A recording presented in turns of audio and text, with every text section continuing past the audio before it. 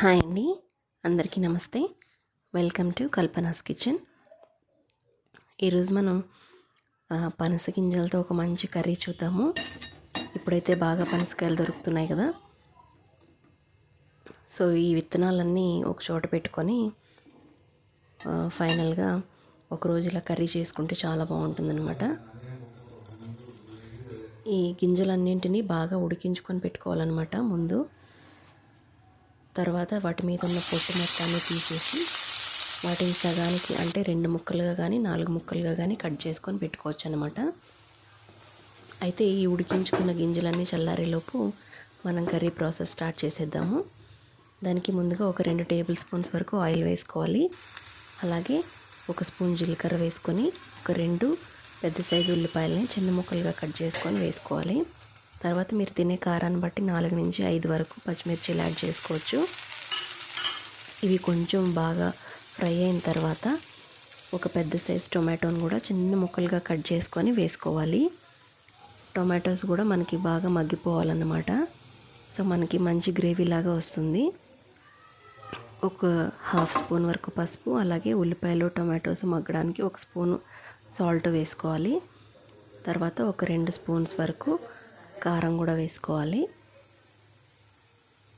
నేను ఉల్లిపాయలు వేసిన తర్వాత 1 స్పూన్ అల్లం వెల్లుల్లి పేస్ట్ కూడా వేసాను. తర్వాత 1 స్పూన్ ధనియాల పొడి కూడా వేసుకొని బాగా వేయించుకోవాలి. ఈ మసాలాలన్నీ మనకు బాగా కొంచెం ఫ్రై అవ్వాలన్నమాట. తర్వాత మనం ఇక్కడ ఈ పనస గింజలతో పాటు అరటికాయని మిక్స్ చేసి వండుతున్నాం అన్నమాట. సో అందుకని ఒక పెద్ద సైజు అరటికాయని చిన్న ముక్కలుగా కట్ చేసుకొని తొక్క మొత్తం తీసేసి చిన్న ముక్కలుగా కట్ చేసుకొని పెట్టుకోవాలి. తర్వాత మనకి ఈ ధనియాల పొడి ఇవన్నీ కొంచెం ఫ్రై అయిన తర్వాత మనం కట్ చేసి పెట్టుకున్న అరటికాయ ముక్కలను కూడా యాడ్ చేసేసుకోవాలి. ఒక 2 నిమిషాలు ఇలా ఫ్రై అయిన తర్వాత మనకి అరటికాయ ముక్కలు బాగా ఉడకడానికి సరిపడా వాటర్ కూడా యాడ్ చేసుకోవాలి. మనకి ఎలాగూ పనస గింజలు ఉడికిపోయినాయి కాబట్టి వాటిని మనం లాస్ట్లో యాడ్ చేసుకోవచ్చు. ముందు మనకి అరటికాయ బాగా కుక్ అవ్వాలన్నమాట. సో దానికోసం మనము అరటికాయ ముక్కలు ఉడకడానికి కొంచెం వాటర్ కూడా యాడ్ చేసుకుంటాము. మనము ఈ కూరని అరటికాయ అనే కాదు, మనం పెసరొడి ఒడియాలతో కూడా వండుకోవచ్చు. అలాగే ఆలుతో కూడా కలిపి వండుకోవచ్చు, లేదా వంకాయతో కూడా కలిపి వండుకోవచ్చు అన్నమాట. పనస గింజలు ఒక్కటే కూడా ఓన్లీ ఉల్లిపాయ టొమాటో వేసుకొని కూడా వండుకోవచ్చు ఇదే స్టైల్లో. అరటికాయని స్కిప్ చేసేసి మనము అరటికాయలు బాగా ఉడికిపోయినాయి అనుకున్న తర్వాత పనస గింజల్ని తొక్క మొత్తం తీసేసుకొని ఇలా సగానికి కట్ చేసుకున్నాను నేను. మీరు కావాలనుకుంటే కనుక 4 ముక్కలుగా కూడా కట్ చేసుకోవచ్చు అన్నమాట. మనకి ఈ కర్రీ మొత్తం ప్రిపేర్ చేయడానికి ఎక్కువ ప్రాసెస్ టైం తీసుకునేది ఏంటి అంటే ఈ పనస గింజలు పైన ఉండే పొట్టు వలవడము, అలాగే వీటిని కట్ చేసుకోవడము, ఇదే ఎక్కువ టైం టేకింగ్ అన్నమాట.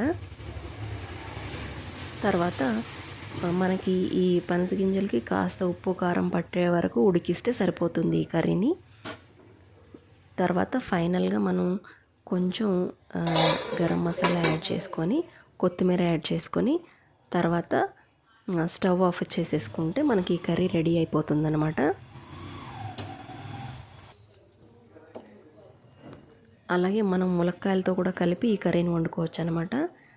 మనం ఏదైనా కర్రీలో జీడిపప్పు వేసుకొని వండుకుంటూ ఉంటాం కదా, ఆ టేస్ట్ వస్తుందన్నమాట ఈ పప్పులతో. మనకి చాలా టేస్టీగా ఉంటాయి ఈ పప్పులు. అలాగే మనకి హెల్దీ కూడా అన్నమాట. ఎక్కువ ప్రోటీన్ కంటెంట్ ఉంటుంది ఈ పప్పుల్లో.